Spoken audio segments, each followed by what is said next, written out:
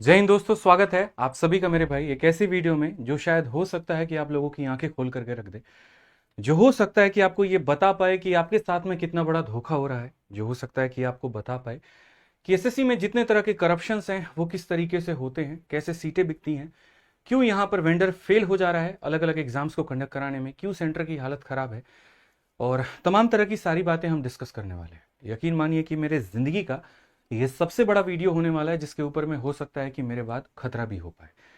मैं आपको यकीन बताऊं कि पिछले 2-3 दिनों से पूरा अंडरग्राउंड तरीके से हो करके सारी चीज़ों के ऊपर मैं रिसर्च करके मैंने ये वीडियो बनाई है और ये मैं आप लोगों के सामने लेकर के आ रहा हूँ।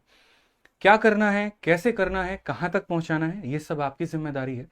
और साथ में सभी शिक्षकों को मैं कहूँगा कि मेरा उद्देश्य शुरू से एक था, बच्चों के हित में लड़ाई करना, और मैं उसके ऊपर में लगा पड़ा हूँ और मैं आगे उसी के ऊपर में ही लगा रहूँगा। मेरा कभी कोई कंट्रोवर्सी, किसी को जवाब देना, किसी को तंग करना, किसी को परेशान करना मेरा कभी हित था ही नहीं। मैंने हमेशा बच्चों के लिए बात की और वो आपको इस वीडियो के बाद समझ में आ जाएगा। इस वीडियो को बच्चों शुरू से लेकर के अंत तक देखना ताकि तुम्हें सिस्टम की सच्चाई का पता चल पाए, ताकि करप्शन कैसे होता है तुम ये देख पाओ और कितना बड़ा धोखा तुम्हारे साथ में हुआ है वो तुम सारी बातों को जान पाओ। मेरे भाई, एसएससी के जो एग्जाम्स हैं वो फेयर होते हैं कि अनफेयर होते हैं, ये सारी बातें हम इस वीडियो में करेंगे और सारी बातें हम आपको समझाएंगे। पिछले कुछ समय से काफी सारे क्वेश्चंस जो हैं वो हर जगह पर वायरल हो रहे थे और ये सवाल मेरे नहीं थे, ये सवाल उन बच्चों के थे जो पेपर दे रहे थे। उनका ये कहना था कि अब तक सारी पेपरें हो रही थी उसमें ये दिक्कत नहीं आई, तो ये नए वेंडर के आने के बाद में इतनी सारी परेशानी क्यों हुई। हमने ये सवाल जब चेयरमैन साहब से पूछा तो उन्होंने इसका कहीं पर भी कोई वैलिड आंसर नहीं दिया, और उनके हिस्से की मेहनत थोड़ी मुझे करनी पड़ी, थोड़ी मेरी टीम को करनी पड़ी, तब जाकर के ये सारा सारा प्रमाण हम लेकर के आ पाए। और आज बोर्ड पर ये जितने सवाल आपको दिख रहे हैं इन सब का मैं आपको जवाब देने वाला हूं। शुरुआत करेंगे सबसे पहले सवाल के साथ में कि मेरे भाई आखिर ये सेंटर दूर आ क्यों रहा है, क्यों किसी बच्चे को अंडमान निकोबार, क्यों किसी को सूरत, क्यों किसी को कहीं और भेजा जा रहा है, क्यों किसी को 500 किलोमीटर का सामना करना पड़ रहा है। ये सेंटर की जो हालत है ये इतनी खराब क्यों है, क्यों वहां पर सिक्योरिटी फेलियर है, क्यों वहां पर सर्वर लैग कर रहा है, क्यों वहां पर जो है कोई गार्ड नहीं है, क्यों वहां मोबाइल लेकर के बच्चा जा पा रहा है। हम बात करेंगे कि सर्वर में इशू आखिर में है तो है किसके कारण, और ये कंपनी जो आई है जो ये सर्वर इशू क्रिएट कर रही है, क्या उससे इसको फायदा हो रहा है या उससे नुकसान हो रहा है, क्या यहां पर पेपर सेट तो नहीं किया जा रहा जिसकी वजह से सर्वर में इशू आ रहा है। इसके अलावा एक सबसे बड़ा मुद्दा जो हाल फिलहाल का तो नहीं है, लेकिन सारी चीजों को जब सारे डॉट्स को कनेक्ट करोगे तो तुम्हें इसका सवाल का जवाब भी मिल जाएगा कि ये एसएससी में पिछले 2-3 सालों में कट ऑफ बढ़ क्यों रहे हैं। बहुत बहुत पढ़ाई करने के बाद, घंटे घंटे पढ़ने के बाद आखिर एक एस्पिरेंट, एक बच्चा जो है वो सेलेक्ट क्यों नहीं हो पा रहा है, कौन है इसके पीछे का जिम्मेदार, क्या पेपर सॉल्वर है या कौन है। इसके अलावा अगर हम बात करें तो पेपर की जो सेटिंग होती है वो कैसे होती है, सारी बातें हम आपको बताएंगे। हमारे पास में काफी ऐसी जानकारी आती है, अननोन कॉल्स आते हैं, अननोन ईमेल्स आते हैं, और ये सारे के सारे ईमेल्स तब आते हैं जब स्पेशली मेरे ऊपर टारगेट किया जाता है। वो सारी चीजें आती हैं कि सर आपने सही चीज के लिए आवाज उठाया था और हमें नहीं पता था कि आप ही टारगेट बन जाओगे। हमारी लड़ाई तो एसएससी के खिलाफ में थी, हमारी लड़ाई तो सिस्टम के खिलाफ में थी, हमारी लड़ाई तो करप्शन के खिलाफ में थी, लेकिन अब लड़ाई आदित्य रंजन के खिलाफ में बन चुकी है। और ये सारी चीजें आने के बाद में ये सारा सारा रिसर्च मैंने किया। 3 दिनों तक टोटल अंडरग्राउंड रहे, एक भी वीडियो हमने यूट्यूब पर जाहिर नहीं की, और ये सारा सारा हम एक्सपोज अभी हम करने वाले हैं, इनके पीछे के जो लोग हैं उनको भी, और सारी की सारी सिस्टम की नाकामियों को भी। मेरे भाई, एसएससी एक कमीशन है जो भर्तियां निकालती है, लेकिन वो कभी सारी भर्ती खुद नहीं करती, वो वेंडर का सहारा लेती है कि वो ये पेपर को कंडक्ट करा पाए। वेंडर जैसे कि सिफी हो गया, वेंडर जैसे कि टीसीएस हो गया, वेंडर जैसे कि एडिक्विटी हो गया। पहले का जो वेंडर था वो टीसीएस के पास में था और पेपर उसके द्वारा कंडक्ट कराया जा रहा था। अभी इस बार बिड होता है और इस बिडिंग में एडिक्विटी सबसे कम कीमत लगाती है और उसके बाद में इस बिड को जीत जाती है। लेकिन एडुकेटर के पास खुद के कोई सेंटर नहीं है, एडुकेटी के पास में खुद का कोई इंफ्रास्ट्रक्चर नहीं है, तो ये जीतने के बाद में ये जो पेपर होता है ये 2 अलग अलग वेंडर है, इसके अलावा हो सकता है तीसरा, चौथा, पांचवा भी कोई हो, इनके माध्यम से ये पेपर कंडक्ट कराया जाता है। एडिक्विटी बिड जीत लेती है और जीतने के बाद में एसएस इंफ्रा और वेंसिस्को नाम के 2 वेंडर को ये सौंपती है कि भैया सेंटर आप एलोकेट करेंगे, सेंटर आपका होगा, हम आपको कैंडिडेट के नाम पर एक एक्स रुपए देंगे और उसके हिसाब से आप इस पेपर को कंडक्ट करवाएंगे। ये जो कंपनी है वेंसिस्को, इसको दिया जाता है कि यूपी और बिहार के सारे जो सेंटर हैं वो वेंसिस्को के अधिकार में, अधीन में है, और यही इसको बुक करेगा। इसके अलावा कोई तीसरा वेंडर यहां पर या दूसरा वेंडर कोई नहीं आएगा। ठीक है। ये लोग भी इनके खुद के लैब नहीं होते हैं। ये भी यहां पर क्या करती है कि मेरे भाई लोकल वेंडर्स को फिर अपना टेंडर देती है और वो लोकल वेंडर्स अपने लैब के साथ में टाई अप करते हैं। कोई कहता है हम तुमको 5 लैब दे देंगे, कोई कहता है हम 6 लैब दे देंगे, कोई कहता है हम 7 लैब दे देंगे। ये इसको देता है, ये इसको देता है और यहां पर ये एडिक्विटी के पास में फाइनली आकर के पेपर कंडक्ट करता है। ये छोटी सी एक प्रक्रिया है जो हम आपको समझाने की कोशिश कर रहे हैं। प्रक्रिया में लूपहोल क्या है हम आपको थोड़ा सा बताते हैं। जब मेरे भाई टेंडर एडिक्विटी के पास में आता है, जो कि अपने आप में काफी कम कीमत का होता है, जहां पर एसएससी उसको कहीं ना कहीं पेमेंट जो करती है वो एक कैंडिडेट का एक शिफ्ट का 171 रुपए देती है। और अगर मानिए एक सिस्टम पर 3 शिफ्ट हो रहे हैं तो ये पैसे बन जाते हैं 513 के करीब में। मेरे भाई एडिक्विटी 513 रुपए एसएससी से ले लेती है कि चलो हम इतने रुपए में वेंडर तुम्हारा जो पेपर है वो कंडक्ट करवाएंगे। लेकिन उसके बाद जो अपने सबऑर्डिनेट्स हैं जैसे कि वेंसिस्को है, इसको यहां पर कभी 210 रुपए किसी सेंटर के लिए, तो कभी 115 रुपए, तो कभी 113 रुपए, तो कभी 110 रुपए ये दे रही होती है। बाकी पैसा ये अपने खर्चों में और अपना प्रॉफिट में ये रख रही होती है। ये जो सारे के सारे लोकल वेंडर्स तक हैं, इतने पैसे लेने के बाद में लोकल वेंडर्स तक ये पैसा पहुंचता है 115 रुपए, और वो भी कितने के मेरे भाई यहां पर, तो एक सिस्टम पर 3 अलग अलग शिफ्ट के। अब आप बोलेंगे सर इसका सबूत क्या है? मैं आपको मेरे भाई वेंसिस्को का एक मेल दिखाता हूं जो हमने थोड़ी सी जांच पड़ताल की, थोड़ी सी सारी चीजें की तो पता चला। आप यहां देख सकते हैं वेंसिस्को टेक्नोलॉजी लिमिटेड, उसके एक बहुत अच्छे व्यक्ति हैं, उनका एक अपना पद है जिसको मैंने हाइड किया गोपनीयता के चलते। उस मेल में साफ तौर पर यह लिखा गया है कि this is to inform you that वेंसिस्को technology limited is solely responsible for booking SSC exam in Uttar Pradesh. There is no other computer authorised to book centre for SSC exam in this region until March 2026। यानी मार्च 2026 में उत्तर प्रदेश में SSC के द्वारा जितने भी paper conduct करवाए जाएंगे वो एडिक्विटी नहीं कंडक्ट करवाएगा। एडिक्विटी ने किसको दिया? वेंसिस्को को। और वेंसिस्को ने किसको दिया? तो अपने लोकल वेंडर्स को। कहीं इसमें भी कोई दिक्कत की बात नहीं है भाई, जाहिर सी बात है, को टेंडर मिला तो प्रॉब्लम क्या आएगी। तो जो ये हमारी वेंसिस्को कंपनी है यहां पर, ये लोकल वेंडर्स को कितने रुपए देती है, अब उसका हम आपको सबूत दिखाते हैं। ये मेरे भाई अगर कोई भी लैब जो है अगर एक बैच का एग्जाम कराता है तो उसको 60 रुपए मिलेंगे, 2 बैच का एग्जाम कराता है तो उसको 100 रुपए मिलेंगे, और अगर वो 3 या 4 बैच का एग्जाम कराता है तो उसको 115 रुपए दिए जाएंगे। अब यहां पर अगर आप देखोगे तो मेरे भाई यहां पर जो एडिक्विटी ने पैसा उठाया वो कितना उठाया है? 513 रुपए। और यहां पर जो लोकल लैब के पास में जो पैसा जा रहा है वो 115 रुपए। सारा का सारा काम यहां से होना है, सारी मैनेजमेंट यहां से होनी है, सारा सर्वर यहां से होना है, और इनके पास में कितना पैसा आ रहा है? तो 115 रुपए के करीब में मेरे भाई यहां पर आ रहा है। ये वो पूरा पूरा मेल है। आप चाहोगे आगे सबूत के तौर पे तो मैं और भी चीजें इसके डाल सकता हूं, जिसके कोई दिक्कत की बात नहीं है। इसके बाद में यहां पर क्या होता है मेरे भाई कि 115 रुपए जब इनको मिल रहे होते हैं 3 शिफ्ट के एग्जाम के, तो प्रैक्टिकली इतने रुपए के अंदर में ये सारी चीजों की सुविधा देना पॉसिबल नहीं हो पाता है, क्योंकि इतने रुपए के अंदर में इनको इन्विजिलेटर भी देना है, इनको बायोमेट्रिक ऑपरेटर भी देना है, इनको सपोर्ट स्टाफ भी देना है, इनको सिक्योरिटी भी देना है, इनको डीजल फ्यूल और ये सारी चीजें देनी है। एसएससी ने जब अपना वेंडर निकाला था तो उसके अंदर में यह कहा था कि 25 बच्चों के ऊपर में एक इन्विजिलेटर होगा, 50 के अंदर में मेरे भाई 2 सपोर्टिंग स्टाफ होंगे, और 250 पर एक सिक्योरिटी का स्टाफ होगा मेरे भाई। ये पर्टिकुलरली उनके वेंडर में दिया गया, और ये सारा वेंडर का बिडिंग जो है ये हमारे पास में अलग अलग जितने भी जो एसएससी ने अलग अलग लोगों को बिडिंग दी है, जो वेंडर दिया है यहां पर, वो सबका सब मेरे भाई यहां प्रूफ है। इस सब का निचोड़ मैं आपको बता रहा हूं। अब यहां पर क्या होता है कि जैसे मानो 115 रुपए जब इनको मिल रहे होते हैं तो 115 में प्रैक्टिकली ये पॉसिबल ही नहीं है कि आप यहां पर 3 शिफ्ट की परीक्षा को करा पाओ और यहां पर सारी सुविधा दे पाओ। इसके बाद में वेंडर्स जो होते हैं वो उसका विरोध भी करते हैं। वेंसिस्को कंपनी में, ये वेंसिस्को कंपनी के अंदर का वीडियो है जहां पर ये सारे के सारे वेंडर वहां विरोध कर रहे होते हैं, आप यहां देख सकते हैं। ठीक है, ये उसके अंदर का पूरा है जहां पर ये पूरा बवाल खड़ा होता है कि भैया हम कर ही नहीं सकते। और उसके बाद भी जो यहां पर ये वेंसिस्को कंपनी है या बाकी सारे और भी जो कंपनीज हैं, ये उतना पैसा वेंडर्स को नहीं देती है, इनवॉइस उसका जनरेट नहीं करती है। यहां पर होता है मामला खराब, और यहां से सारा का सारा केस निकल करके आता है। अब जहां पर ये कंपनी को इतना पैसा मिल रहा है और यहां पर ये 115 रुपए अपने सारे के सारे लोकल लैब वालों को दे रहे हैं, तो उसमें दिक्कत यहां पर क्या आ रही है? उसमें दिक्कत यहां पर यह आ रही है कि जैसे मान लीजिए कि बिहार में 400 सेंटर की जरूरत है या यूपी में 400 सेंटर की जरूरत है, तो इतने कम पैसे में 115 रुपए के अंदर में इनको उतने लैब मिल ही नहीं पा रहे हैं, और लैब नहीं मिल पा रहे हैं। तो इसी कारण ऐसा हो रहा है कि यूपी की जनसंख्या ज्यादा है, लैबों की संख्या वहां पर कम है, तो बच्चों को मेरे भाई दूर दूर तक भेजा जा रहा है।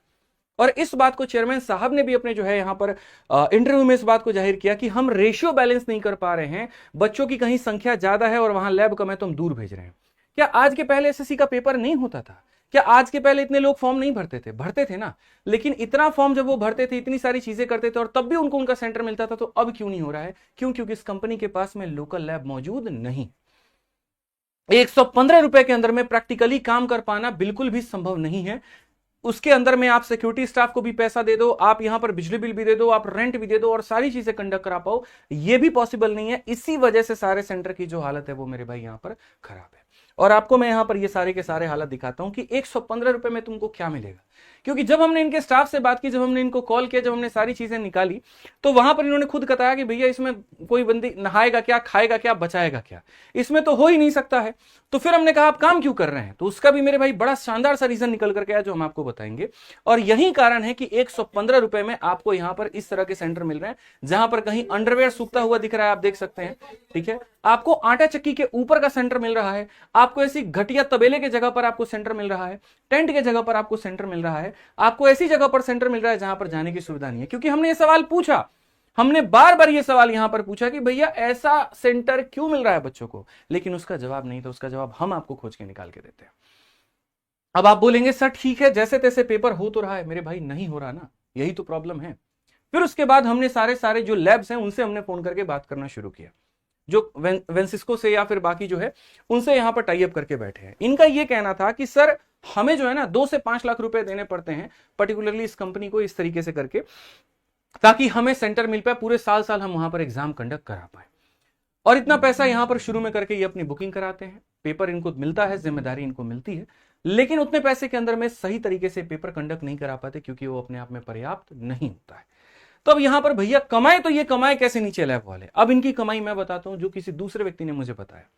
इनकी कमाई ऐसे निकलती है कि भैया स्टूडेंट की स्वैपिंग की जाए, ठीक है, और दूसरा यहां पर रिमोट एक्सेस से पेपर को सेट किया जाए, क्योंकि यहां पर तो हो रहा है लॉस, तो उसको प्रॉफिट में कैसे जनरेट करें? तो 2 नंबर का काम करके।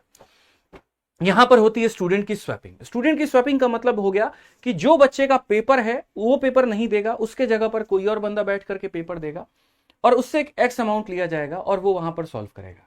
और अगर लैब में उस बच्चे के जाने की यहां पर जो है संभावना नहीं बनती है, तो रिमोट से किसी दूसरे बिल्डिंग में बैठ करके एनी डेस्क के माध्यम से उस सिस्टम को कंट्रोल किया जाएगा और वहां से कंट्रोल करके उस बच्चे का पेपर वहां पर दिलवाया जाएगा। उस बच्चे का यहां पूरा पेपर सेट किया जाएगा और यहां पर कैंडिडेट 20 लाख रुपए, 25 लाख रुपए अलग अलग ग्रेड पे के हिसाब से तय होकर के और तब यहां मिलता है और यहां से इन सेंटर्स की कमाई होती है। बोलोगे सर इसका भी सबूत क्या है? आप यहां देखो, आपके सामने यहां पर एक आज तक ने कवर किया हुआ छोटा सा चीज है जो मैं आपको दिखाता हूं कि एमटीएस एग्जाम में बड़ी धांधली होती है। बिहार में 24 डमी कैंडिडेट के समेत 35 लोग अरेस्ट होते हैं। इसके अलावा और भी काफी सारे हमारे पास में सबूत है जिनके अंदर में साफ इस बात का खुलासा होता है कि एनी डेस्क के माध्यम से सिस्टम को कंट्रोल किया जाता है। बोलोगे सर ये तो पहले की चीजें हैं, हाल फिलहाल की चीजें क्या है? कैसे आप कह सकते हैं कि रिमोट एक्सेस है? अब मैं आपको वो चीज दिखाने वाला हूं जो पब्लिक डोमेन में नहीं है, जो एकदम यहां पर प्राइवेट है और हमने यहां पर इसी सिस्टम के अंदर से ये सारी चीजें निकाली हैं। और वो यहां पर क्या है? आपको लगता है कि आपका जो पेपर हो रहा है वो बहुत शानदार हो रहा है और उसको कोई छेड़ नहीं रहा है, ये आप गलतफहमी में है। ये कुछ सेंटर्स के हम आपको नाम दिखा रहे हैं जिनके ऊपर में कहीं ना कहीं अटैक करने की कोशिश की गई है, जिनको रिमोट एक्सेस से लेने का कोशिश किया गया, और ये सारे नाम तथ्य के साथ में हम आपको सामने जाहिर करते हैं। ये वो लैब के नंबर है, यहां पर ये उनका कोड है, किस रीजन के ये लैब है यहां पर आप देख सकते हैं, शहर का यहां पर नाम क्या है वो देख सकते हैं। ये पूरा लैब का नाम हो गया, जिसमें दिल्ली का भी एक आरके डिजिटल सेंटर 4 यहां पर जो है सम्मिलित है, जहां रात के 9:30 बजे तक पेपर होता है। मैं उस सेंटर पर जांच पड़ताल करने भी गया था, वहां पर देखने भी गया था, लेकिन जब तक मैं पहुंचता तब तक लेट हो गया। लेकिन गनीमत की बात यह हुई कि उसमें से एक बंदा निकल करके आता है रात के 10 बजे, उसको हम लोग यहां मिलते हैं और उससे काफी सारी बातें हमारे पास में निकल करके आती है। ये सारे के सारे जो सिस्टम हुए थे जिसके ऊपर में अटैक हुआ था, ये उनका मैक एड्रेस है और ये उनका आईपी एड्रेस है। और इतने सारे सिस्टम आप देख सकते हैं, इन सब के ऊपर में अटैक करने की कोशिश की गई। क्या पता ये सफल हुआ असफल हुआ, अब ये मेरा बात नहीं है, ये जांच एजेंसी का काम है, ये सीबीआई का काम है, वो इसको यहां पर जांच करे। हमारा काम था आपको इंफॉर्मेशन देना, अब आप इसको आगे कैरी ऑन करें, ये अब आपकी जिम्मेदारी है।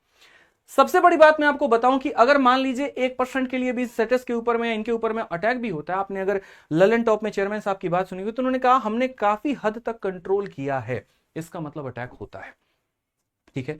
ये पूरे बढ़िया तरीके से हर एक इंस्टीट्यूट का बिहार में, गोरखपुर में, पटना में, ये सारे जो सेंटर्स हैं इनके भी पूरे लिस्ट हैं जिनके ऊपर में सारा काम चल रहा था। और ये सारी चीजें मैं आपको प्रत्यक्ष रूप से सामने वीडियो पर दिखा रहा हूं, कोई भी चीज हाइड नहीं है, कुछ भी यहां पर हाइड नहीं है, कहीं पर कुछ भी मेरे भाई जो है छुपाया आपको नहीं गया है, ये सारी चीजें आपके सामने है। अब बात यहां पर यह आती है कि जब इनके ऊपर में अटैक हो रहा था, पहले दिन मान लीजिए अटैक हो गया, दूसरे दिन अटैक हो गया, तो इनको बंद क्यों नहीं किया गया? अगले दिन फिर इसके ऊपर में पेपर क्यों कंडक्ट करवाया गया? क्यों ऐसा हुआ कि एक कैंडिडेट को उसके सिस्टम से उठा करके दूसरे सिस्टम पर बिठाया गया? वो सिस्टम तो सही था, उसके हार्डवेयर सारे सही थे, प्रॉब्लम कहां पर आ रही थी? प्रॉब्लम मेरे भाई यहां पर आ रही थी क्योंकि उनको कंट्रोल किया जा रहा था, और जहां पर जिस बच्चे ने पैसा नहीं दिया यूं मान लीजिए, तो बस काम खत्म है उसका। ये सारी की सारी धांधली बहुत बढ़िया तरीके से चल रही होती हैं, और मैं आपको इसी बीच में एक और सबूत भी दिखाता हूं, और वो यहां पर ये है कि ऐसा कहा गया कि जो अंदर है आप मोबाइल लेके नहीं जा सकते हैं, आप अंदर जो है सिक्योरिटी बहुत टाइट है, अंदर सीसीटीवी कैमरे लगे हुए हैं, सारी चीजें लगी हुई हैं, किसी के जगह पर कोई दूसरा नहीं बैठ सकता है। तो मेरे पास में ये सारे के सारे कैंडिडेट्स के डिटेल है। यहां पर आप देख सकते हैं ये नया वाला जो तरीका है जो एसएससी ने निकाला है, जिसमें वो ये कहती है कि तुम पेपर देने जाओगे तो फॉर्म भरने वाला फोटो तुम्हारा फोटो रहेगा, ये हमारे अभिषेक सिंह भाई साहब का है, और उनका फोटो हमारे पास में। आप सोचिए हमारे पास में फोटो आया कैसे, जब अंदर मोबाइल ले जाने की अनुमति नहीं है। ये हमारे एक भाई साहब है सुनील जी, पेपर दे रहे हैं, और इनके सिस्टम का ये फोटो है। ये है विवेक कुमार, उनके सिस्टम का फोटो है।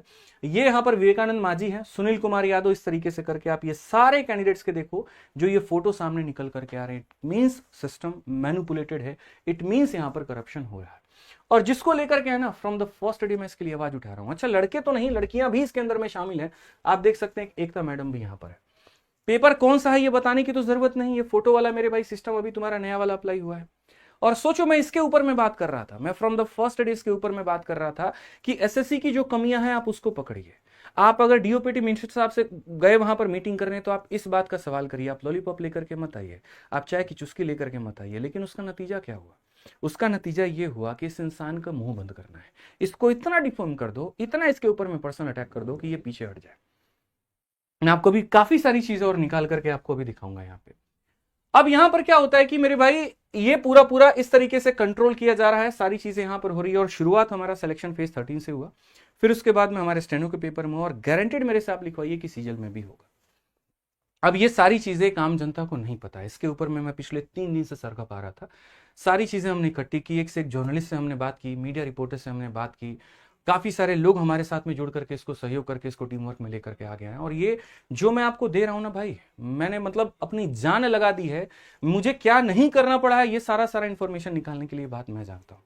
एक तरफ जहां पूरी दुनिया मुझे गाली देने पे लगी हुई थी, मेरे पर्सनल अटैक पर करने पे लगी हुई थी, मैं कहां भाग रहा हूं, मैं पिट रहा हूं, मैं क्या कर रहा हूं, मेरे भाई यहां पर मैं उस चीज का जवाब आपको इस तरीके से सोचो कि मैं तैयार कर रहा था। अब आप सोचो कि ये हमें काम क्या करना था, हम इकट्ठा क्यों हुए थे? हम इसलिए हुए थे ना कि हम बच्चों के ऊपर में बात कर पाए, उनके साथ में हो रही धांधली के ऊपर में बात कर पाए। और बात हुआ क्या? आदित्य रंजन, आदित्य रंजन, आदित्य रंजन, पूरी इंडस्ट्री लग गई मेरे पीछे, लेकिन क्या कोई एक व्यक्ति भी मेरा साथ निभाने आया?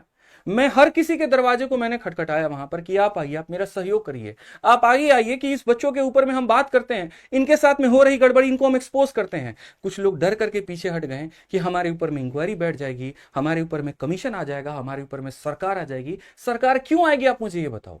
मैं भी तो ये वीडियो बना रहा हूं, मैं भी तो सारी चीजें एक्सपोज कर रहा हूं वहां पर, क्या मेरे पीछे सरकार लग जाएगी? हमने गलत किया क्या? यहां पर जो गड़बड़ियां हो रही हैं उसको सामने प्रत्यक्ष रूप से ला करके रखा, और इसमें गलती क्या है? हमें चर्चा इसके ऊपर में करनी थी दोस्तों, हमें बच्चों के दुख के ऊपर में बात करना था, उनके साथ हो रही धांधली के ऊपर में बात करना था। और बात किया क्या गया?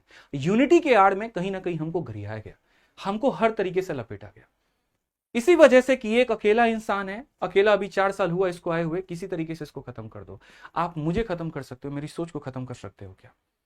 मेरा परिवार कितना परेशान है, मेरी माँ कितनी रो रही है, मैं कितना रो रहा हूं, मुझे पता है इस बात को लेकर के। एक तरफ में मुझे सारी चीजें दिख भी रही हैं कि मुझे किस तरीके से गालियां पड़ रही हैं, और दूसरी तरफ मुझे उन्हीं बच्चों के लिए काम भी करना पड़ रहा है। मैं आपको अभी और भी सारी चीजें दिखाता हूं, आपको थोड़े बहुत बढ़िया तरीके से समझ में आएगा। जो कल के दिन अब एसएससी भी आकर के इसमें यह कहे कि हमने जी इसके ऊपर में स्टेप उठाया, और ये जो स्टूडेंट का स्वैपिंग हो रहा था ना, इसको हमने कंट्रोल करने की कोशिश की। हमने यहां पर जो है वेब कैम लगाया और आधार ऑथेंटिफिकेशन लगाया। ये मेरे भाई अपने आप में एक टोटल फेलियर है और कुछ भी नहीं। जितने बच्चे पेपर देने गए हैं, जरा उनमें से पूछिए कि कितने % बच्चे ऐसे हैं जिनका आधार ऑथेंटिफिकेशन हो पाया। मेरे भाई सेंटर पर तो आलम यह था कि गेट घुसते ही लाखों की संख्या में, हजारों की संख्या में जो है बच्चे घुस रहे हैं सेंटर के अंदर। किसी का कुछ चेकिंग हो रहा है, किसी का कुछ चेकिंग नहीं हो रहा, कोई यहां पर सिस्टम तक मोबाइल लेकर के जा पा रहा है। तो यहां पर ये सक्सेसफुल कहां हुआ? वेब कैम किसी का टेढ़ा है, किसी का सीधा है, किसी का कुछ है, तो ये तो अपने आप में कंप्लीट फेलियर है। और अगर ये फेल हुआ है, इसका मतलब स्टूडेंट की स्वैपिंग इसके अंदर में हुई है। ये बात को समझो। यहां पर यह भी कहा गया कि हम रिमोट एक्सेस से जो है उसको छुटकारा दिला देंगे, कोई हैक नहीं कर पाएगा सिस्टम को। अब मैं आपको बताता हूं मेरे भाई, एक कंपनी है सीडेक नाम की, और यहां पर ये क्या करती है, ये बॉस के माध्यम से ऑपरेट करती है। बोलोगे सर ये बॉस क्या है? टीसीएस जब पेपर कंडक्ट करवाती थी तो मेरे भाई माइक्रोसॉफ्ट के साथ जो है, आप जब भी जाओगे पेपर देने तो देखोगे सिस्टम पे विंडो होता था, ठीक है, और यहां पर विंडो के माध्यम से ये सारा सारा पेपर कंडक्ट हो रहा होता था, सेफ्टी सिक्योरिटी और बाकी सारी चीजें वहां पे थी। लेकिन उसमें क्या होता था, एक एक्स्ट्रा खर्चा वहां पर सरकार का लग रहा होता था। तो मेरे भाई जब एडिक्विटी आती है तो विंडो को वो पैसा नहीं देती, माइक्रोसॉफ्ट को पैसा नहीं देती है, वहां पर वो पैसा दे रही होती है सीडेक को, ठीक है, और सीडेक ऑपरेट करता है बॉस के एक सिस्टम के माध्यम से। और ये मेरे भाई सिस्टम दावा करती है कि कोई पेपर लीक नहीं होगा, कोई रिमोट एक्सेस नहीं होगा, कोई कुछ नहीं होगा। अगर ऐसा नहीं होगा तो जो मैंने आपको यहां पर ये एक्सेल शीट प्रोवाइड करवाई है, ये कैसे हो गया, बस मुझे यहां पर ये बता दो। और अगर ये हुआ तो इसके ऊपर में कार्रवाई क्या की गई? इसका पीड़ित कौन हुआ पता है? इसका पीड़ित वो बच्चा हुआ जो बहुत बढ़िया तैयारी करके गया था। इसका पीड़ित वो बच्चा हुआ जिसने अपनी जान लगा दी थी, और जाने के बाद में उसको क्या मिला? सिस्टम लैग कर रहा है। आप लोग जो ये सवाल पूछते हैं ना कि सर हम जा रहे हैं तो 2 ही ऑप्शन हमको क्यों मिल रहा है, 3 ही ऑप्शन हमको क्यों मिल रहा है, इसका बहुत बढ़िया जवाब है ये सिस्टम मेरे भाई। आप किसी चीज को सर्च करते हैं गूगल क्रोम पे, सेम चीज को सर्च करते हैं मोजिला फायरफॉक्स में, सेम चीज को ओपेरा मिनी में, और सेम चीज को इंटरनेट एक्सप्लोरर में। जो बढ़िया आपको सर्च रिजल्ट देता है वो गूगल देता है, लेकिन अगर आप इंटरनेट एक्सप्लोरर पे सर्च करेंगे आप थक जाएंगे, आधी वेबसाइट लोड होगी, आधी नहीं होगी, कुछ और होगा। सेम काम यहां बॉस के साथ में हो रहा है। जब मेरे भाई इसको पेपर दे दिया गया तो इसका ऑपरेटिंग सिस्टम टोटल फेलियर है। हम गरिया रहे हैं कीबोर्ड को और माउस को, जबकि वो सही तरीके से काम कर रहे हैं। प्रॉब्लम तो यहां पर सीडेक के अंदर में है। और सीडेक को क्यों लाया गया? क्योंकि हम इसको कंट्रोल कर पाए, लेकिन यहां पर ये फेल साबित होती है। और ये बात चेयरमैन से लेकर के ऊपर के सारे लोग मेरे भाई बहुत बढ़िया तरीके से जान पाते हैं। अब करप्शन कैसे हुआ मैं तुम्हें बता चुका हूं। यहां पे कैसे हुआ मेरे भाई बताओ जरा। सीधी सी बात है, लैब वाले हैं, लैब वालों को पैसा नहीं मिल रहा, लैब वालों को पैसा नहीं मिल रहा तो वो कमाने के लिए क्या कर रहे हैं, 20 से 25 लाख रुपए में कैंडिडेट बुकिंग करते हैं। कैंडिडेट बुकिंग करते हैं तो वहां पर क्या होता है कि जैसे मानो 100 बच्चे हैं, उसमें से 10 जो है वो कॉम्प्रोमाइज हो गए। अब वो जो 10 बच्चे वहां पर कॉम्प्रोमाइज हो गए ना, उनके यहां पर क्या होता है, पेपर उनके जगह पर कोई और दे रहा होता है, या एनी डेस्क के माध्यम से उनको कंट्रोल करके मेरे भाई जो है उनका पेपर दिलवाया जाता है, जिसके कारण उनके इंग्लिश में और जीएस में वो बहुत बढ़िया स्कोर कर पाते हैं। क्योंकि मैथ और रीजनिंग लगभग हर बच्चे का अच्छा होता है, उसमें बढ़िया स्कोर करता है। लेकिन कौन ऐसे बुद्धिजीवी लोग हो गए जिनके जीएस में 50 आ रहे हैं? कितने खतरनाक लोग यहां पर ये कि इतने बढ़िया बढ़िया नंबर लेकर के आ रहे हैं। हमारे भाई साहब टीचर लोग यहां फेल हो गए इस बात को साबित करने में कि कट ऑफ इस बार कम जानी चाहिए, और जब आता है तो पता चलता है ले भैया कट ऑफ इतना ज्यादा क्यों बढ़ गया। भाई साहब होड़ मची पड़ी है सारे सेंटर्स में कि कौन कितनी सेटिंग करेगा, कौन कितने कैंडिडेट्स को आगे बढ़ाएगा, और जब सारे के सारे लोगों के नंबर अच्छे आने लगेंगे तो कट ऑफ आगे क्यों नहीं जाएगा। इसका मैं आपको एक सीधा साधा नुकसान भी बताता हूं मेरे भाई। एक पर्सन से मैं मिला हाल फिलहाल अभी, जो दिल्ली पुलिस में चयनित थे, और उन्होंने हमें यह बताया कि सर 2018 के बाद में काफी ऐसे बच्चे सेलेक्ट होकर के आए, कुछ कुछ ऐसे थे डिपार्टमेंट में कि सर जिनको सही से लिखना नहीं आता है, सही से अगर आप बात कर लेंगे आपको पता चल जाएगा कैसे है, लेकिन हम ये सारी बातें जानते हुए भी चुप रहते हैं। आज एसएससी में अगर इस एडिक्विटी के द्वारा जो ये कंडक्ट करवाया जा रहा है, अगर इसको नहीं रोका गया ना, तो मेरे भाई डिपार्टमेंट में 70-80% जो है सिलेक्शन ऐसे ही होने वाले हैं। और इसमें जिम्मेदार एडिक्विटी भी नहीं होगी, जिम्मेदार एसएससी भी नहीं होगी, निचले से लेकर के ऊपर तक ये पूरा पूरा करप्शन फैलेगा। और शिकार कौन हो रहा है? तो शिकार वो बच्चा हो रहा है जो दिन रात मेहनत कर रहा है, जो किताबों से दोस्ती कर चुका है, जो अपने टीचर से यारी कर चुका है, जो अपने कंसेप्ट से यारी कर चुका है। दुख यहां पर उसको होगा मेरे भाई। अक्सर ये सवाल आता है, एक बच्चा पता है क्या यार, वो एक लूप में जी रहा है, उसको ऐसा लग रहा है कि इस बार मेरे नंबर कम आए, मैं अगली बार और मेहनत करूंगा, मैं अगली बार और जान लगाऊंगा, और अगली बार मेरा सिलेक्शन हो जाएगा। लेकिन उस यहां पर बच्चे को कौन बताए कि बेटा तू अगली बार जितनी मेहनत करेगा ना, जो सॉल्वर है वो तेरे से ज्यादा मेहनत करेगा, तेरे से ज्यादा रेट लेगा, और यहां पर जो है सिलेक्शन वो करवा देगा, और तू इसी लूप में रह जाएगा। ये सारी की सारी चीजें हैं, और मैं मानता हूं कि इसके ऊपर में इंक्वायरी है तो मैं पूरा सहयोग करूं, मैं सारी चीजें वहां पर बताऊंगा। अब सोचिए जरा कि एक पर एक इंसान इतना सारा काम कर रहा है। आप मुझे बहुत बेहतर तरीके से जानते हैं, पहले दिन से, जब से मेरे भाई यहां पर ये धरना हो रही थी, पहले दिन से सारी चीजें चल रही थी। चाहे इसके पहले की भी जितनी प्रोटेस्ट की बात करूं, मैं हर जगह पर रहा। जितने टीचर अपने चैनल से लाइव आए मेरे भाई यहां पर, हमारी टीम भी अपने चैनल से लाइव थी। हमने हर वक्त बच्चों का साथ निभाया। सिर्फ इस 31 जुलाई की बात नहीं कर रहे हैं, इसके पहले भी जितने सारे प्रोटेस्ट हुए, हम हर मौके पर हर जगह पर आप लोगों के साथ में खड़े रहे। बहुत उम्मीद के साथ मैं 31 जुलाई को वहां गया हुआ था कि शायद मिनिस्टर साहब से बात होगी, उनके आगे ये बातों को हम रख पाएंगे, उनके आगे ये बातों को हम कह पाएंगे। लेकिन मेरे भाई वो होता नहीं है। वेट करते हैं हम लोग कि नेक्स्ट स्टेप क्या होगा, अगला स्टेप क्या होगा। एक क्रांति फैलती है पूरे भारत में, और लगता है ऑल आइज ऑन एसएससी आता है कि ये गड़बड़ है। ठीक है, सभी बच्चों को ये उम्मीद होता है कि कुछ बेहतर होगा, उसमें हमारे कुछ शिक्षक चले जाते हैं डीओपीटी मिनिस्टर से मिलने। ना वो किसी को इन्फॉर्म करते हैं, ना वो किसी को बताते हैं, वहां जाकर के बढ़िया से वो ब्लॉग्स बनाते हैं, बढ़िया तरीके से चाय की चुस्की लेते हैं और बिना गंभीरता को समझे हुए वो वहां पर हाँ जी करके चले आते हैं। आने के बाद में भी पूरे 24 घंटे तक टीचर्स ग्रुप में कहीं पर भी उनके द्वारा कोई भी एक वीडियो नहीं आती है, जी हमने ये बात की थी, हमने ये समाधान के ऊपर में चर्चा किया, और उनके कमेंट में बच्चों की लगातार सवाल यहां पर आते हैं, आप बिक गए, आपने कॉम्प्रोमाइज कर लिया, आपने ये कर लिया। 24 घंटे तक मैं भी उन्हीं बच्चों के साथ में इंतजार में होता हूं कि शायद कुछ अच्छी रिजल्ट निकल करके आए। अगर मिनिस्टर साहब ने कहा है तो हो सकता है मेरे भाई कि कुछ रिजल्ट निकल करके आ जाएगा, लेकिन कहीं पर कुछ नहीं आता। तब वहां पर मैं एक सवाल खड़ा करता हूं कि वो मीटिंग का निष्कर्ष क्या निकला। मैं मानता हूं कि डीओपीटी मिनिस्टर से मिलना हलवा नहीं है, लेकिन यकीन मानिए सर, जो काम मैंने भी किया है ना, ये भी एक हलवा काम नहीं है। मेरा उद्देश्य बच्चों के हित में है, मेरा अपना पीआर बटोरना नहीं है, मेरा उद्देश्य मेरे भाई अपने आप को हाईलाइट करना नहीं है। जो काम मैंने किया है ना, मैंने जान जोखिम पर रख करके किया है, और मुझे पता है कि इसके अब कॉन्सिक्वेंसेस क्या होने वाले हैं, मुझे पता है कि मेरे पीछे कौन लोग लगने वाले हैं, और इसका नतीजा मुझे क्या मिलता है। ये बच्चों के लिए जो हमने हमेशा काम किया, इसका क्या हुआ। ले वीडियो, मैं भागा कैसे, मैं दौड़ा कैसे। एक बात बताओ, दुनिया का कौन ऐसा इंसान होगा जो वीडियो यहां पर हिट होने के लिए खुद को अरेस्ट कराएगा।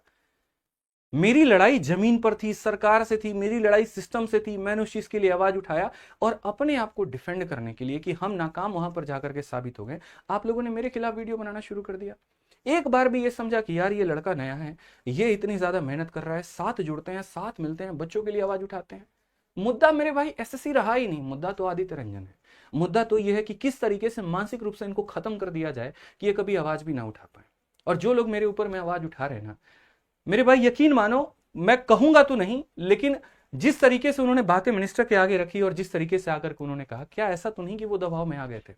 फिर और भी लोगों से मीटिंग करके सिर्फ टारगेट एक आदित्य रंजन को बनाया जाता है कि बस इसको टारगेट करो, इसको सारी चीजों में लपेटो, ये इंसान जिम्मेदार है। अगर मैं जिम्मेदार हूं, अगर मेरा बच्चों के लिए आवाज उठाना गलत है, अगर आप उसके लिए मेरे भाई 100 वीडियो बनाएंगे, तो यकीन मानिए मैं आपको कहता हूं आप 1000 वीडियो बनाइए।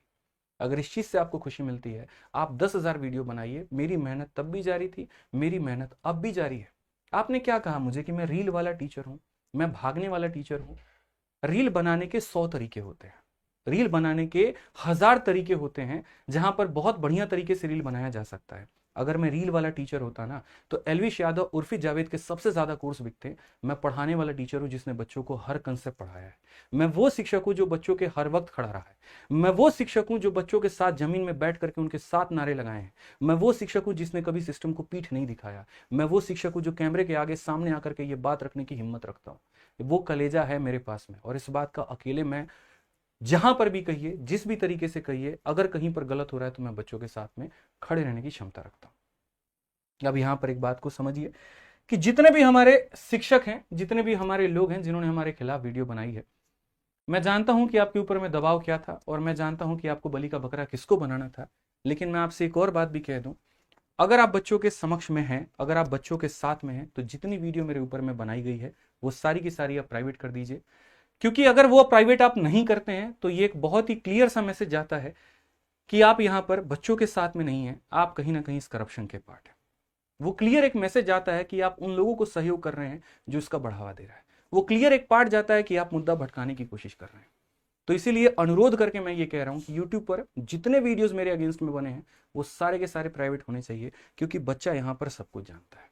अब इसके बाद अगर हम बात करें बच्चों, तो तुम लोगों से मेरी यहां पर एक रिक्वेस्ट है। मुद्दा मैंने तुमको पूरा समझा दिया है।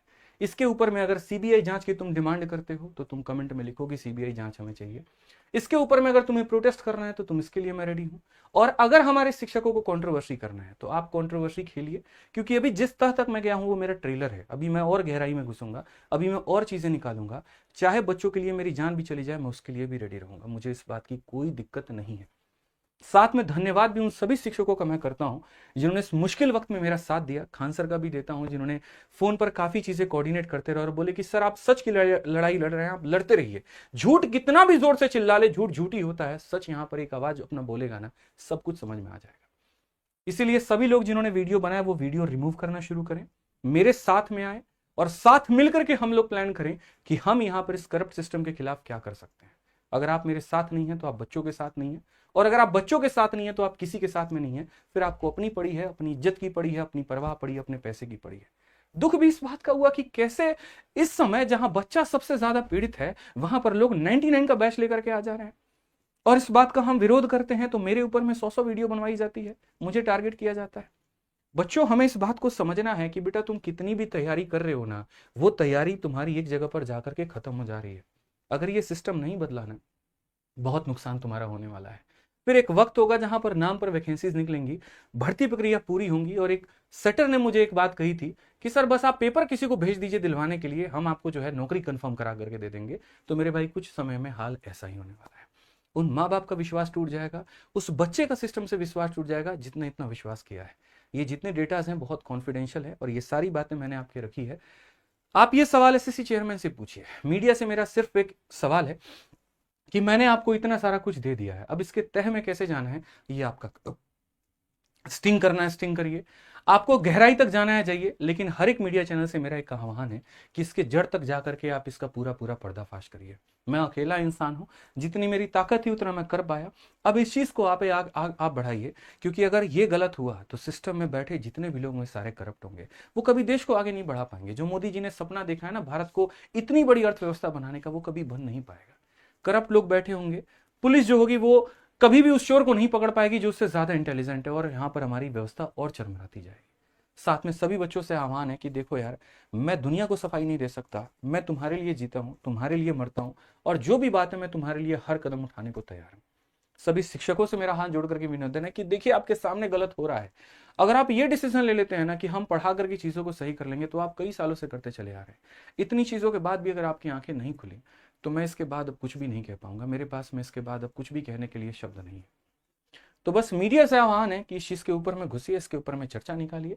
बच्चों से यहां पर यह है कि तुम प्रोटेस्ट करना चाहते हो, तुम यहां पर इसके ऊपर में सीबीआई इंक्वायरी चाहते हो, तुम जो भी चाहते हो मिलकर के निर्णय लो। और मैं अभी भी कह रहा हूं, अपने तरफ से कह रहा हूं, मेरा अकेला कोई डिसीजन नहीं होगा। सारे शिक्षक यूनाइट हो, ग्रुप में आकर के बात करें और आकर के इसके ऊपर में निष्कर्ष निकाले। लेकिन कोई बेईमान वहां ना बैठा हो, कोई हमारे बीच ऐसा ना हो यहां पर जिसने किसी और से जाकर के मिल करके सेटिंग कर ली हो, मीटिंग ले लिया हो, और हम सबको गुमराह कर रहा हो और तुम्हें भी पागल बना रहा हो और अपना फायदा कमा रहा हो।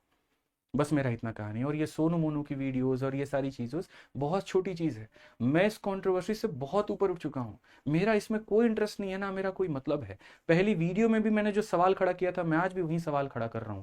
क्या सिलेक्शन फेज 13 कैंसिल हुआ? क्या स्टेनो की प्रॉब्लम सॉल्व हुई? क्या सीजल की पेपर निष्पक्ष तरीके से होगी, इस बात की कोई गारंटी आई? नहीं आई ना, तो मीटिंग का निष्कर्ष क्या निकला? क्या निकला बताइए? पूरी तरीके से घोर करप्शन हो रहा है, और अगर कोई व्यक्ति इसका भागीदार बनना चाहता है तो सलाम है, क्योंकि अगर वो बच्चों का नहीं है तो वो किसी का नहीं है। क्योंकि पढ़ाते वक्त भी उन्हीं बच्चों की सौगंध खाई जाती है, कसम खाई जाती है, और यहां पर बेईमानी भी पीछे से धड़ल्ले से होती है। मत करिए ऐसा, मेरा आग्रह है। एक और बात मैं आपको मेरे भाई बताऊं कि आगे का जो पेपर है जिसमें सीजल 2025 सम्मिलित है, एसएससी की सारी परीक्षा सम्मिलित है, यहां पर इन पेपर को तुरंत तत्काल प्रभाव में रोका जाए। एडिक्विटी से मेरे भाई यहां पर टेंडर उसका कैंसिल कराया जाए, क्योंकि किसी भी तरीके से वो कॉम्पिटेंट नहीं है पेपर कंडक्ट कराने के लिए। हर कदम पर फर्जीवाड़ा है, ऊपर से लेकर के नीचे तक पूरा सिस्टम करप्ट है। इसको तत्काल प्रभाव में इसका टेंडर कैंसिल वहां पर किया जाए, इसके ऊपर में स्क्रूटनी की जाए, और ये पेपर तब तक कंडक्ट ना हो मेरे भाई जब तक सारी जांच पड़ताल ना हो। और अगर आपका पेपर पोस्टपोन्ड होता है, कृपया करके इसको जीत मत मानिएगा। आपकी जीत दो शर्तों पर होगी। पहला, जब आपका पेपर भी कंडक्ट ये जो है आगे बढ़ जाए, और दूसरा मेरे भाई आपका ये वेंडर भी कैंसिल हो जाए। अगर ये वेंडर कैंसिल नहीं है, आपकी जीत नहीं है, उसके बाद आप कितना भी जाकर के पेपर दे दो, 10 दिन बाद, 20 दिन बाद, 30 दिन बाद, मेरे भाई यहां पर आपका कुछ नहीं होने वाला। इस बात की मैं आपको गारंटी लिखित रूप में देता हूं। मैं बच्चों आपको एक बात बता दूं यहां पर कि हमने ये कहा कि एडिक्विटी को हटाना है, बिल्कुल हटाना है, लेकिन इसका मतलब ये भी नहीं है कि हमें टीसीएस को लेकर के आना है। ना हमें एडिक्विटी चाहिए, ना हमें टीसीएस चाहिए, ना हमें सीफी चाहिए, हमें ऐसा कुछ भी नहीं चाहिए। एक ऐसा वेंडर चाहिए जो फेयर एग्जाम सिस्टम कंडक्ट करा पाए। एक ऐसा मेरे भाई वेंडर चाहिए जो हर कदम पर अपने आप को सही साबित कर पाए। आपको वक्त लेना, आप 1 महीने की जगह आप 2 महीने लीजिए, आप 2.5 महीने लीजिए, आप 3 महीने लीजिए। आपको फीस बढ़ानी है फॉर्म की, आप 100 की जगह 500 रुपया कर दीजिए, क्योंकि ऐसे भी किराए में तो पैसा लग ही रहा है ना। लेकिन आप एक ऐसा फेयर एग्जाम सिस्टम कंडक्ट करवाइए जिससे बच्चों को उनकी हक की नौकरी मिल पाए, जिससे एक कैंडिडेट जो सीट डिजर्व करता है वो उसको मिल पाए, जिससे यहां पर ये पेपर सेटिंग का काम ना हो पाए, जिससे यहां पर इस सिस्टम के ऊपर में सवाल ना खड़ा हो पाए। मेरी हाथ जोड़ करके सरकार से विनती है, जो ये बच्चे डिजर्व करते हैं आप उसको पूरा कीजिए। एक फेयर एग्जाम सिस्टम लेकर के आइए जो किसी भी वेंडर बायस्ड ना हो, जो स्टूडेंट के लिए हो, स्टूडेंट के हित में हो, जो यहां पर सच्चाई के लिए हो। बस मेरी इतनी आग्रह है। और भी काफ़ी सारी चीज़ें हैं और भी काफ़ी सारे सबूत हैं, जिन जिन को चाहिए मैं वो प्रोवाइड करा दूंगा। बस इस करप्शन को रोकिए, मेरी आपसे इतनी विनती है। और मेरे खिलाफ एक एक वीडियो जो भी इंटरनेट पर वायरल हुआ है उसको सारे शिक्षक, विनम्र निवेदन से मैं कह रहा हूं, खुद ही प्राइवेट कर दे तो बेहतर है, नहीं तो बाकी सारी चीज़ें और भी हैं जो बाहर आ सकती हैं, उसमें सबका नुकसान है। बस इतना ही कहूंगा मैं। बहुत बहुत धन्यवाद। जय हिंद।